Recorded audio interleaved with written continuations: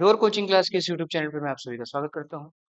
आइए आज अपन डिस्कस करते हैं बहुत छोटा सा टॉपिक, लेकिन बच्चों से बहुत सारे बच्चों से नहीं, ये कोई टॉपिक जो है वो कवर नहीं हो रहे होते हैं, नहीं बन रहे होते हैं। तो आइए समझते हैं। इस तरीके से अपन फ्रैक्शंस के एडिशन कर रहे होंगे, जैसे आप क्वेश्चन डिस्प्ले हो रहा है इस तरीके के क्वेश्चन किस तरीके से अपन करें रिजॉल्व। आइए इसी पे करेंगे चर्चा। ठीक है, देखिए ये क्वेश्चन है, बहुत सारे बच्चे हैं जो कि बड़े क्लासेस में आ गए हैं, इवन 11th 12th में भी आ गए, उन सब बच्चों से ये सभी चीजें बन नहीं रही है। ठीक है, इतनी बेसिक से क्वेश्चंस होते हैं, बननी चाहिए। आइए डिस्कस करते हैं इसको किस तरीके से बनाएं।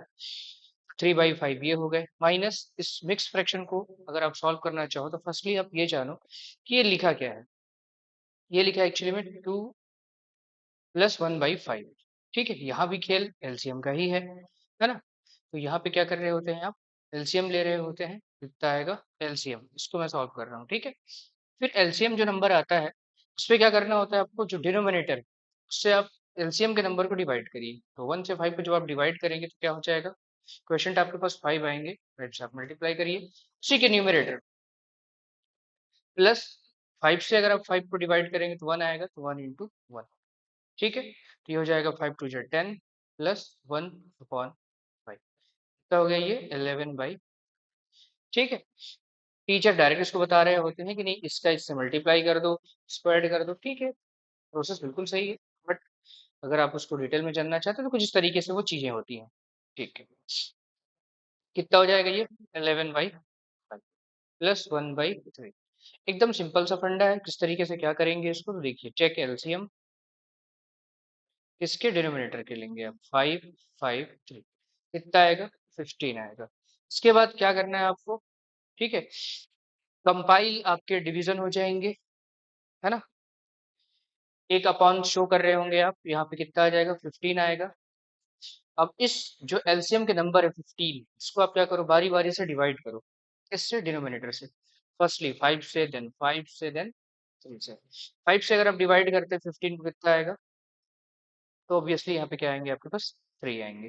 तो जो न्यूमरेटर है इसी का, इसका न्यूमरेटर कौन है 3 है, 3 पे आप 3 का मल्टीप्लाई कर लो, माइनस फिर आप वंस अगेन 5 से अगर आप डिवाइड करते हैं 15 को, क्योंकि एलसीएम नंबर है तो क्या होगा 3 आएगा, तो 11 into 3 हो जाएगा, प्लस 3 से अगर आप डिवाइड करते हैं 15 को कितना आएगा 5, तो 1 into 5 हो जाएंगे। ठीक है, 3 3 से कितना हो जाएगा 9, माइनस 11 3 या 33 प्लस 5 बन जाए 5, कौन पे क्या हो जाएंगे 50।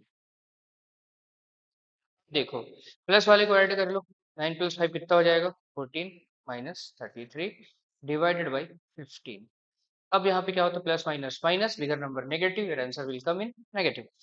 तो 33 पे अगर आप 14 माइनस करते हैं कितना हो जाएगा यहाँ पे, तो यहाँ पे ये हो जाएंगे 19। ठीक है,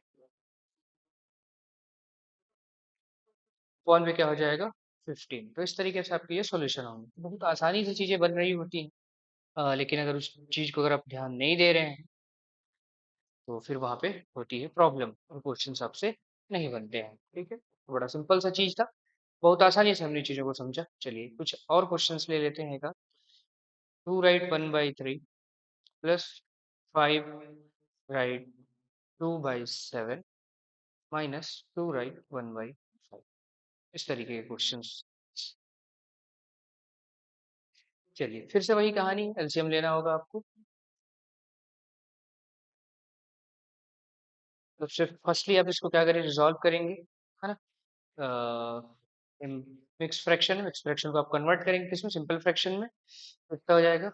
इसके आप मल्टीप्लिकेशन कर रहे होंगे, लेकिन डिटेल मैंने आपको बताया है कि एक्चुअली में कैसा लिखा हुआ है। ये लिखा हुआ है 2+1/। ठीक है, यहाँ पे आप एलसीएम ले रहे होते हैं, ये हो जाता है 6+1, ये हो जाता है 7/3।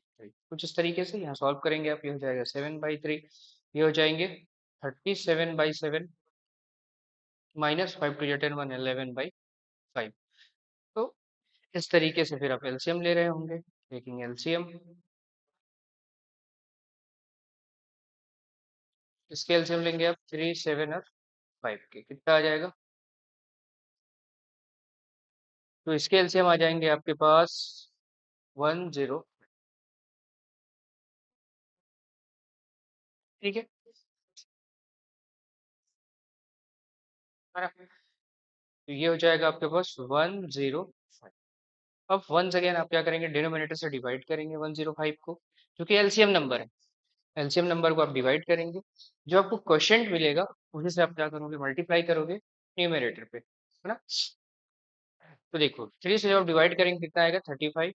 मल्टीप्लाई कर लीजिए आप, 37 इंटू 7 से जब आप डिवाइड करेंगे 105 को कितना आएगा, 15 आएंगे। 15 से मल्टीप्लाई करिए, माइनस 11 इंटू 5 से जब आप डिवाइड कर रहे होंगे तो कितना आएगा आपके पास, तो 21 आएगा। तो इससे आप अब इस तरीके से इन सबको मल्टीप्लाई करेंगे, आप मल्टीप्लाई करने के बाद प्लस माइनस, देन आंसर जो है आप हमको बताइए, ठीक है। या फिर आप इसको मल्टीप्लाई कर सकते हैं। चलिए करते हैं, सॉल्व करते हैं। 7 5 से कितना हो जाएगा, 35। इतना कैरी बच रहा है आपके पास 3, ठीक है। 7 3 21 और 3 24, तो 245 प्लस 15 7 जा 105, 5 हो जाएगा, 10 आपके पास कैरी हो जाएंगे। 15 1 जा 15 10 25, ये हो गया आपके पास, माइनस 21 1 जा 21, तब बच गया आपके पास कैरी 2, 21 1 जा 21 और 2 20, अपॉन पे क्या हो जाएगा 10। इन दोनों को आप कर लो ऐड, ठीक है। जो भी नंबर्स आते हैं उस पर 231 को आप कर लेना माइनस, ठीक है। इस तरीके से आप आंसर इजीली लिख पाएंगे, ठीक। तो फर्दर इसके ही, तो ये हो गया आपके एडिशन और सब्सट्रैक्शन, है ना। फिर इसी पे अगर आपको मल्टीप्लिकेशन करना हो फ्रैक्शंस के, बिल्कुल सिंपल वे पे मैं चीजों को बता रहा हूँ, बहुत छोटी सी वीडियो में, है ना। मल्टीप्लिकेशन अगर आपको देखनी हो क्या करेंगे आप, तो देखो अगर 1/2 है इंटू 3/5 है इंटू 7/3, तो देखो न्यूमरेटर के न्यूमरेटर से मल्टीप्लाई करो 1 इंटू 3 इंटू 7, और डिनोमिनेटर का डिनोमिनेटर से मल्टीप्लाई करो 5 इंटू 3।